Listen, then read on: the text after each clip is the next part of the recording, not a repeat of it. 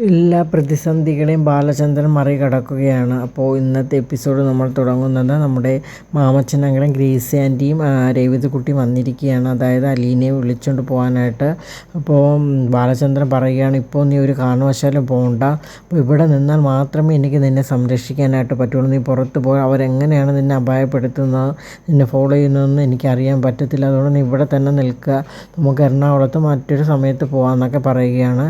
എന്നിട്ട് അലീന താഴോട്ട് വരികയാണ്. അപ്പോൾ ബാലചന്ദ്രനോട് സംസാരിച്ചിട്ട് എന്നിട്ട് ബാലചന്ദ്രൻ തന്നെയാണ് മാമച്ചനും അങ്കിളിനോടൊക്കെ പറയുന്നത്, അലീന പിന്നെ ഒരു ദിവസം വരുമെന്ന്, ഇപ്പോൾ അലീനയ്ക്ക് വരാൻ പറ്റത്തില്ലെന്ന് പറയുകയാണ്. എന്നിട്ട് അവർ തിരിച്ചു പോവുകയാണ്, രേവതിക്കുട്ടിയും മാമച്ചനും അങ്കിളും എല്ലാവരും കൂടെ. അപ്പോൾ അലീനയ്ക്കും രേവതിക്കൊക്കെ വളരെയധികം വിഷമാവുകയാണ്. കാരണം തൻ്റെ ചേച്ചിയെ ഈ പ്രതിസന്ധികളിൽ നിന്നൊക്കെ കൂട്ടിക്കൊണ്ട് പോകുക എന്നുള്ളൊരു ചിന്തയിലാണ് നമ്മുടെ രേവതി വന്നത്. പക്ഷേ അതൊന്നും സാധിച്ചില്ല.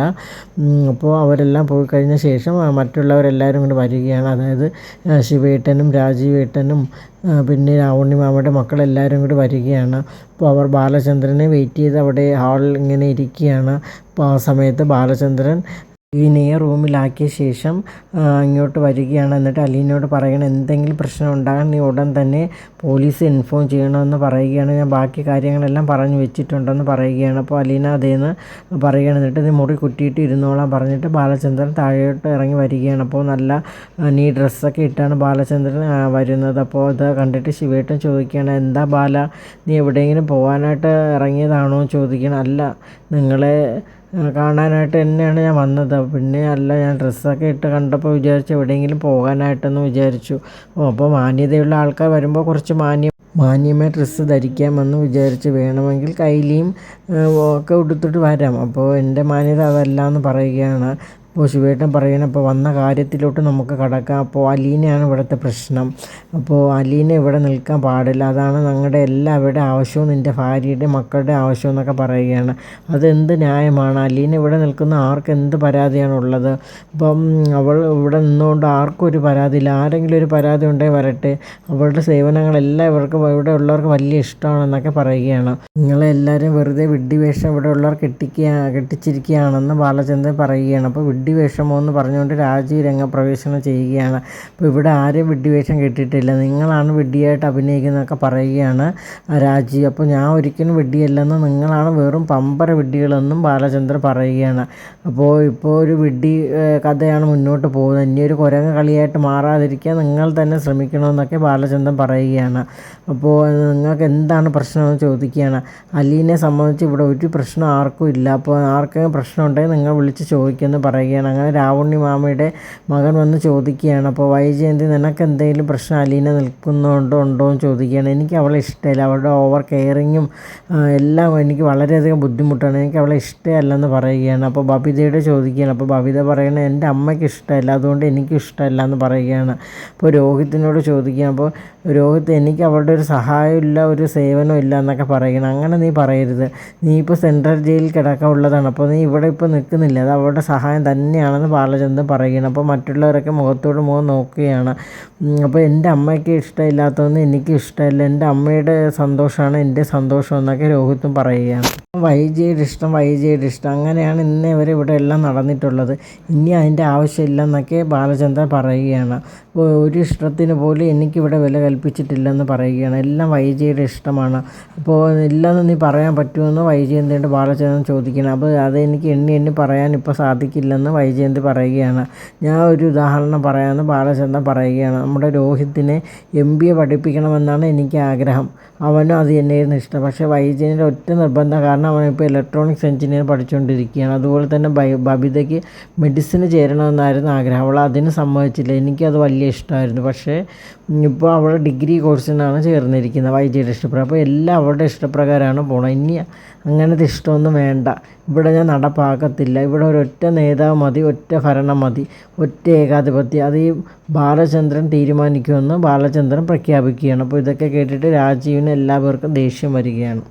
അപ്പോൾ രാജീവ് പറയുകയാണ്, അങ്ങനെ ബാലചന്ദ്രൻ മാത്രം ഒറ്റയ്ക്ക് കാര്യങ്ങൾ തീരുമാനിച്ചാൽ പറ്റില്ലല്ലോ, വീട്ടിലുള്ളവർ ഇഷ്ടം കൂടി നോക്കണ്ടേന്ന് പറയുകയാണ്. അപ്പോൾ ഇവിടെ അലീനെ വെച്ച് പൊറിപ്പിക്കാൻ പറ്റില്ല. അപ്പോൾ നിങ്ങളുടെ ഉദ്ദേശം എന്താണെന്ന് നമുക്കറിയാം. മകളായിട്ട് അംഗീകരിച്ച് വെപ്പാട്ടിയായിട്ട് കൊണ്ട് നടക്കാനല്ലേ, നിങ്ങളുടെ കൃഷി ഇവിടെ നടക്കില്ല എന്ന് രാജു മുഖത്തടിച്ച കണക്ക് പറയുകയാണ്. അപ്പോൾ ഇത് കേൾക്കും ബാലചന്ദ്രൻ ദേഷ്യം പറയുകയും കവാലക്കുട്ടി നോക്കി ഒന്ന് കൊടുക്കുകയും ചെയ്യുകയാണ്. പക്ഷേ രാജീവ് തിരിച്ചൊന്നും ചെയ്യുന്നില്ല. ആ സമയത്ത് ശിവേട്ടൻ വന്ന് ഇടപെടുകയാണ്. ഇപ്പോൾ വെറുതെ കയ്യാൻ കളിയൊന്നും വേണ്ടെന്ന് പറയുകയാണ്. അപ്പോൾ ഇവിടെ ഒറ്റ വാക്കേ ഉള്ളൂ, അതെൻ്റെ വാക്കാണ്. ഇവിടുത്തെ ഞാൻ കരം കൊടുത്ത് കെട്ടിയ വീടാണ്. ഇവിടെ നിങ്ങളുടെ വിളയാട്ടമൊന്നും പറ്റത്തില്ല. ഈ ബാലചന്ദ്രൻ തീരുമാനിക്കും. പിന്നെ നിങ്ങൾക്ക് എന്തെങ്കിലും അലീന ഇവിടെ നിൽക്കുന്ന പ്രശ്നമുണ്ടെങ്കിൽ നിങ്ങൾ കോടതി മുഖേന പോകും. കോടതിയുടെ ഉത്തരവ് വന്നാൽ ഞാൻ അവളെ ഇറക്കി വിടാമെന്നും പറയുകയാണ് ബാലചന്ദ്രൻ. എന്നിട്ട് ബാലചന്ദ്രൻ ഉയരോട്ട് കയറി പോവുകയാണ്. എന്നിട്ട് പറയുകയാണ്, അപ്പോൾ ഇവിടെ ഇനി അലീനയുടെ പ്രശ്നം പറഞ്ഞ് കൈതക്കൽ കുടുംബത്തിൽ നിന്ന് ഒറ്റയാണ് അതിൻ്റെ അകത്ത് കയറി പോകില്ലെന്ന് പറയണം. എന്നിട്ട് നേരെ ബാലചന്ദ്രൻ റൂമിലോട്ട് ചെല്ലുകയാണ്. അപ്പോൾ ആ സമയത്ത് അലീന വളരെയധികം പേടിച്ചിരിക്കുകയാണ്. ഈശ്വര, എന്തെങ്കിലും പ്രശ്നം ഉണ്ടായോ എന്നറിയില്ല. അപ്പോൾ സൗണ്ടൊക്കെ കേൾക്കുന്നുണ്ട്. ഉടൻ തന്നെ ഫോൺ എടുത്ത് 100 ഡയൽ ചെയ്യാൻ പോകുന്നത് ബാലചന്ദ്രൻ വന്ന കഥയിൽ തട്ടുകയാണ്. അപ്പോൾ എല്ലാ പ്രശ്നങ്ങളും ഞാൻ പറഞ്ഞു ഒതുക്കിയിട്ടുണ്ടെന്ന് പറയണം. എന്നിട്ട് അലീനയുടെ തലയിൽ തടവിക്കൊണ്ട് ഇങ്ങനെ സ്നേഹമായിട്ട് അലീനയെ പിടിച്ചിരിക്കുകയാണ്. ഇനി അലീന, നീ പേടിക്കേണ്ട, ഞാൻ എല്ലാ കാര്യങ്ങളും പറഞ്ഞു വെച്ചിട്ടുണ്ടെന്നൊക്കെ പറയുകയാണ്. അപ്പോൾ ഇതെല്ലാം കഴിഞ്ഞ ശേഷം നമ്മുടെ വൈജയന്തി കിടന്ന് ചാടുകയാണ്. അപ്പോൾ ശിവേട്ടന് രാജീവേട്ടൻ ഇതിനാണോ വന്നത്, ബാലചന്ദ്രൻ വന്ന് പറഞ്ഞപ്പോൾ നിങ്ങളൊക്കെ പേടിച്ച് പോയോ എന്നുള്ള രീതിയിൽ സംസാരിക്കുക. ഞങ്ങൾ എന്തിനായിട്ട് പേടിക്കുന്നത്, അവ എന്നെ അടിച്ചില്ലേ, എനിക്ക് തിരിച്ച് കൊടുക്കാൻ അറിഞ്ഞുകൂടാത്തതുകൊണ്ടല്ല, പക്ഷേ എനിക്ക് തിരിച്ച് കയറി പോകണ്ടേ, അതുകൊണ്ട് ഞാൻ അടങ്ങിയെന്നേ ഉള്ളെന്നൊക്കെ പറയുകയാണ്. അപ്പോൾ ഇനി ഇതിനെന്താണ് ഒരു സൊല്യൂഷനെന്ന് എല്ലാവരും ഇങ്ങനെ ചിന്തിച്ച് നിൽക്കുകയാണ്.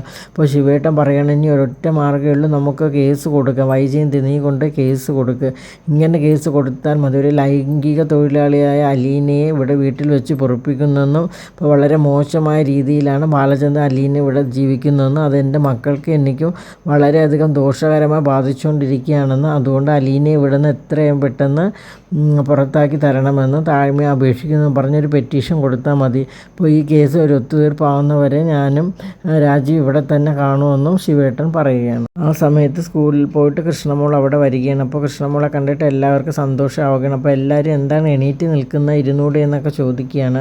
അപ്പോൾ രാവണി മാമയുടെ മകൻ പറയുകയാണ്, അത് ബാലചന്ദ്രൻ ഇവിടെ വന്ന് സംസാരിച്ചുകൊണ്ടിരിക്കുകയായിരുന്നു, അതുകൊണ്ടാണ് ഞങ്ങൾ എണീറ്റ് നിന്നതെന്നൊക്കെ പറയുകയാണ്. അപ്പോൾ എല്ലാവർക്കും അലീനെ കാണണമെന്ന് ആഗ്രഹമുണ്ട്. അവളോട് ഒന്ന് സംസാരിച്ച് അവളെ വിരട്ടാൻ വേണ്ടിയിട്ടാണ് എല്ലാവരും തയ്യാറായി നിൽക്കുന്നത്.